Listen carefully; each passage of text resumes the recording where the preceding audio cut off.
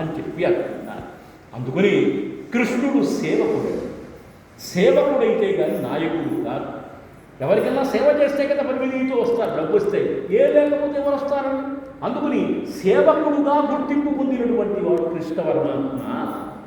అదే కాదండి, కృష్ణుడు చేసినటువంటివి. రాయసూయాగం చేస్తున్నాడు ఎవరు? ధర్మరాజు రాజసూయాగం చేస్తుంటే కృష్ణుడు యొక్క పోస్ట్ ఏంటి? అక్కడ పెద్ద పెద్ద వాళ్ళు వస్తే వాళ్ళ పాదాలు కడగడం, నెత్తి నీళ్లు చల్లుకోవడం, వాళ్ళకు భోజనాలు పెట్టడం, వాళ్ళు వెళ్ళిన తర్వాత ఎంగిళ్ళు ఎత్తే పని మొత్తం కూడా కృష్ణ పరమాత్మ.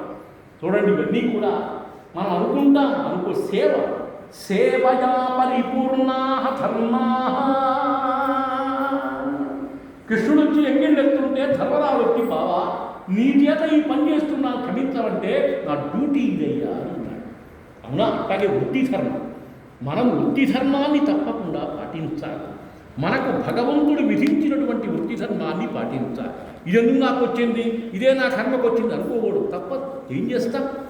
ఎవరికి ఏ కర్మ ఎప్పుడు విధించబడుతుందో ఎవరికి కూడా తెలియదండి. తత్ప్రకారమే నడవాలంతా కూడా. అట్లా కృష్ణ పరమాత్మ కాస్త అనేక రకాలుగా మనకు కనపడుతుంటాడు అంతా. అందువల్ల కంసస్కేతన కౌరవాదిహననం కుంతీ సుతాం పాలయన్. నిజంగా ప్రేమ ఎవరికండి? ద్రౌపదికి. ఆ ద్రౌపది స్త్రీ ఇంట్లో ఉంటే ఆమె అందరూ గౌరవిస్తారు. స్త్రీ అంటే అర్థం ఏంటండి? సత్వ రజస్తమో గుణ భూయిష్ట స్త్రీ ఇత్యుచ్యతే. ఆ ద్రౌపది సామాన్యమైనటువంటి స్త్రీ కాదు. ద్రౌపదుని యొక్క కూతురు యాజ్ఞసేని తలచుకుంటే యుద్ధం లేకుండా చేస్తుంది కూడా. కానీ ఎంతవరకు కాదు, అంతవరకే మహాతల్లి. ఆ ద్రౌపది కృష్ణుడంటే పరమ ప్రేమ అన్నాన్ని సంబోధించేటువంటిది మహాతల్లి. అటువంటి మహాతల్లి అనేక రకాలుగా ఎంతోమంది కృష్ణ యొక్క అనుగ్రహం చేత కాపాడబడ్డారు. నిజంగా కృష్ణ పరమాత్మ లేదే పాండవులే లేదు, యుద్ధమే లేదు, జయమే కూడా లేదు. అట్లా మనకు కూడా వెనక అండలు. ఎవరి అంట? బంధువులంట, పెద్దవాళ్ళంట. ఇవన్నీ కలియుగంలో పనికిరావు. అయిపోగానే ఎవరి? భగవంతుడి యొక్క అండముండాలి.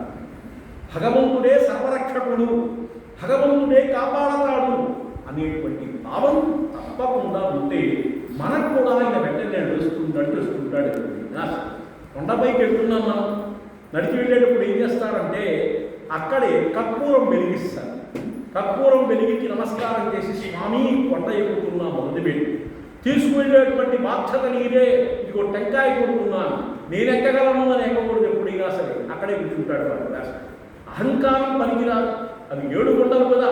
అందుకని అక్కడ దీపారాధన చేసి అక్కడ కర్పూరం వెలిగించి టెంకాయ కొట్టి, చేదుకో వెంకన్న చేదుకోవయ్యా, చేదుకుని మన్నందర్నీ ఆపుకోవయ్యా, వెంకటారమణ సంకటారమణ ఏడుకొండల శ్రీ వెంకటేశ, చేదుకో వెంకన్న చేదుకోవయ్యా, ఆదుకుని మన్నందర్నీ దయచూడువయ్యా. ఈ విధంగా అయితే నీకు తెలియకుండా నేనెక్కలేనా, నా వల్ల కాదు, ఇటువంటి కొండలు 10 చూశాడు, 40 చూశాడు. ఏంటండి? అహంకారం. భగవంతుడి దగ్గరికి వెళ్ళేటప్పుడు అహం పనికిరాదు. ఆ అహం ఉండేటప్పుడు ఉండాల్సిందే. అన్నీ మనకు ఉంటే కోపం ఉన్నప్పుడు కోపం ఉండాల్సిందే, రోషం ఉన్నప్పుడు రోషం ఉండాల్సిందే, తిట్టేటప్పుడు తిట్టాలి, పెట్టేటప్పుడు పెట్టాలి, కోపడేటప్పుడు కోపడాలి. అన్నీ కూడా మనలో ఉన్నాయి, ఎక్కడా కూడా లేవు కదా. అది ఎప్పుడు పడితే అప్పుడు కాకుండా ఎప్పుడు అవసరమైతే అప్పుడు వచ్చినప్పుడు సక్రమమైనటువంటి జీవితం, లేకపోతే ఏమీ కూడా. 7 కొండల మారు